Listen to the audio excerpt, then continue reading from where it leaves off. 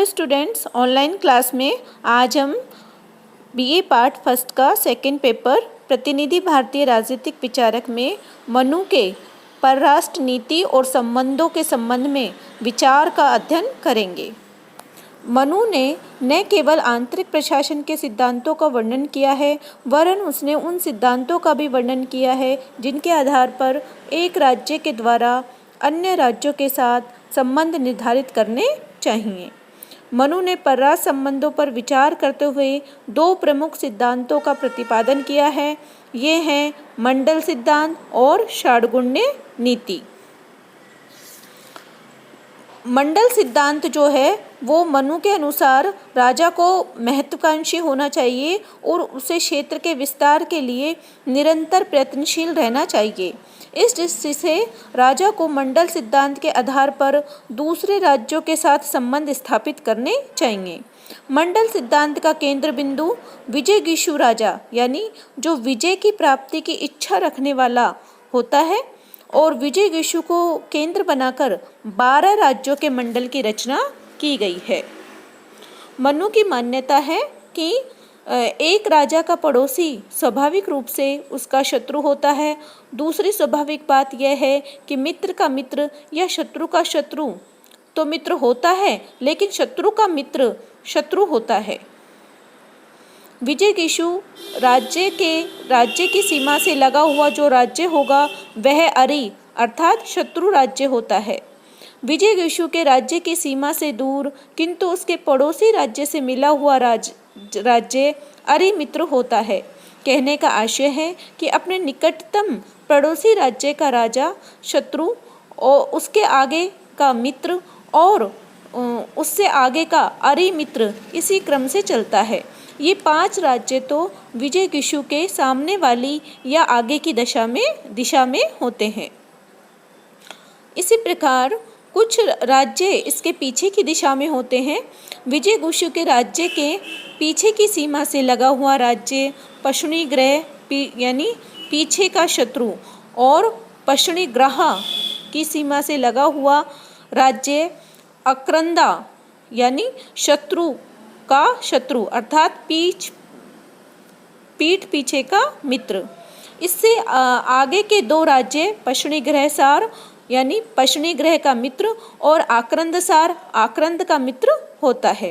इस प्रकार पीठ पीछे के 4 राज्य मंडल में आते हैं। पश्चिमग्रह पड़ोसी होने के कारण ही विजयगीषु का शत्रु होता है और आक्रंद पश्चिमग्रह का पड़ोसी होने के कारण पश्चिमग्रह का शत्रु और विजयगीषु का मित्र होता है। तो इस प्रकार जो हम देखते हैं कि जो मनु ने इन 10 राज्यों के अतिरिक्त 2 और राज्यों की भी कल्पना की है, वो है मध्यम और उदासीन। मध्यम ऐसा राज्य है जिसका प्रदेश विजयगीषु अर्थात तथा अरि राज्य दोनों राज्यों की सीमा से लगा हुआ होता है और मध्यम राज्य दोनों की चाहे वे परस्पर मित्र हों या शत्रु हों सहायता करने में समर्थ होता है और आवश्यक होने पर दोनों का अलग अलग मुकाबला कर सकता है। उदासीन राज्य का प्रदेश विजयगीषु अरि तथा मध्यम इन तीनों की सीमाओं से परे होता है। यह बहुत शक्तिशाली होता है। इन तीनों के परस्पर मिले होने की दिशा में वह उनकी सहायता कर सकता है और उनके परस्पर न मिले होने की दिशा में वह प्रत्येक का मुकाबला कर सकता है। इस प्रकार 12 राज्यों का वह समूह राज्य मंडल कहलाता है। इस राज्य मंडल और मंडल सिद्धांत को ही मनु का जो है परराष्ट्र संबंधों का आधार कह सकते हैं। मनु ने इस बात का निर्देश दिया है कि एक विशेष राज्य के कौन से राज्य मित्र हो सकते हैं और कौन से शत्रु हो सकते हैं। राज्य को अपनी नीति और योजना इसी तथ्य को ध्यान में रखती हुई निर्धारित करनी चाहिए। राज्य मंडल में शक्ति संतुलन को आघात पहुंचने पर राज्य की सुरक्षा खतरे में पड़ सकती है। अतः राजा को ऐसी नीति और योजना अपनानी चाहिए कि शक्ति संतुलन सदैव उसके पक्ष में बना रहे। मनु ने प्रत्येक राजा का यह कर्तव्य माना है कि वे मंडल सिद्धांत के आधार पर जो राज्य उसके मित्र हो सकते हैं वे उनके साथ मैत्रीपूर्ण संबंधों को बनाए रखे और सुदृढ़ करे। मंडल सिद्धांत के आधार पर जो राज्य उसके शत्रु होते हैं उन राज्यों को कमजोर करे और शत्रु राज्यों को इस प्रकार से नियंत्रित करे कि वे शत्रु के रूप में सक्रिय होने का साहस नहीं करे। तो इस प्रकार उसने जो 12 राज्यों के आधार पर अपनी विदेश नीति का जो है राजा को निर्धारण करना चाहिए, जिससे कि वह सदैव अपने लक्ष्यों की ओर प्राप्त कर सके। इसके बाद आता है षाड्गुण्य नीति, यानी 6 लक्षणों वाली नीति। इसके अंतर्गत है संधि, विग्रह, यान, आसन, द्वैधीभाव और संशय। संधि, सबसे पहले हम देखते हैं संधि। यदि राजा को ये लगे कि इस राज्य के साथ मैत्रीपूर्ण संबंध स्थापित करने पर तात्कालिक रूप से या भविष्य में लाभ प्राप्त होंगे तो उसे संबंधी राज्य के साथ मैत्री कर लेनी चाहिए। मनु ने 2 प्रकार की संधियों बताई हैं, समान धर्मा और असमान धर्मा, अर्थात असमान शक्तियों के बीच वाली शक्ति, और समान धर्मा शक्ति होती है वो समान शक्तियों के बीच संधि कहलाती है। दूसरा है विग्रह यानी युद्ध। विग्रह दूसरे राज्य पर विजय प्राप्त करने अथवा उसे पीड़ित करने की इच्छा से विग्रह की स्थिति को अपनाया जा सकता है। मनु ने राजा को परामर्श दिया है कि वह विग्रह की स्थिति को तभी अपनाना चाहिए जबकि सभी परिस्थितियां जो है अनुकूल हो।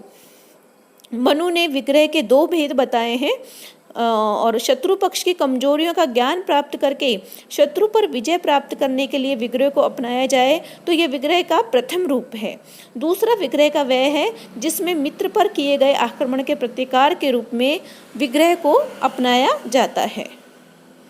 तीसरा है यान यानी वास्तविक आक्रमण। विग्रह और यान के बीच मात्रा और स्तर का ही भेद है।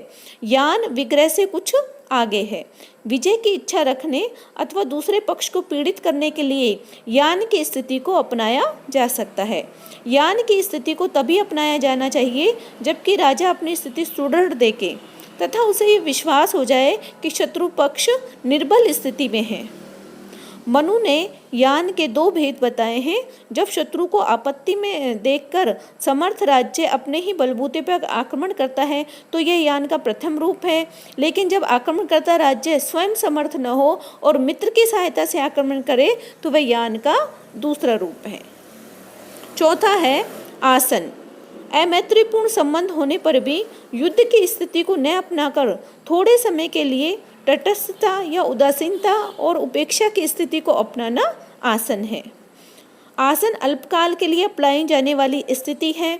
आसन को अपनाने का उद्देश्य है शत्रु को शांत रखना और स्वयं शक्ति अर्जन करना। मनु ने आसन के 2 रूप बतलाए हैं। प्रथम सेना या कोष के क्षीण होने पर अपनाया गया आसन और दूसरा है मित्र के अनुरोध पर अपनाया गया आसन। 5वां है द्वैधीभाव। द्वैधीभाव की व्याख्या मनु ने कौटिल्य से भिन्न की है। मनु के अनुसार द्वैधीभाव अपने से अधिक शक्तिशाली शत्रु से रक्षा के लिए अपनाई जाने वाली रणनीति का रूप है।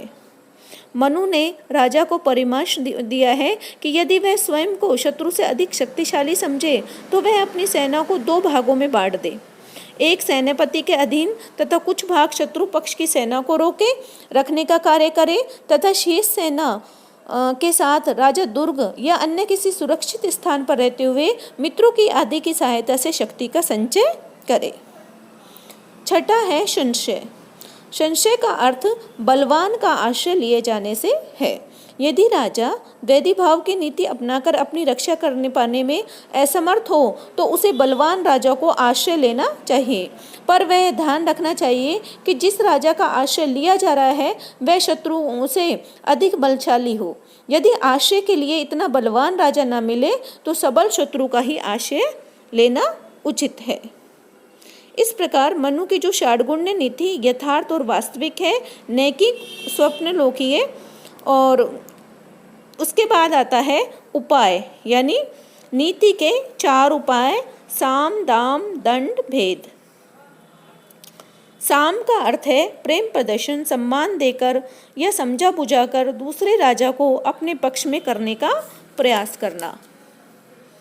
दूसरा है दाम, प्रतिपक्षी को धन संपत्ति अथवा अन्य किसी के रूप में सहायता देकर उसे अपने अनुकूल बनाने का उपाय दाम कहलाता है। और तीसरा है भेद। भेद का अर्थ है फूट डालना।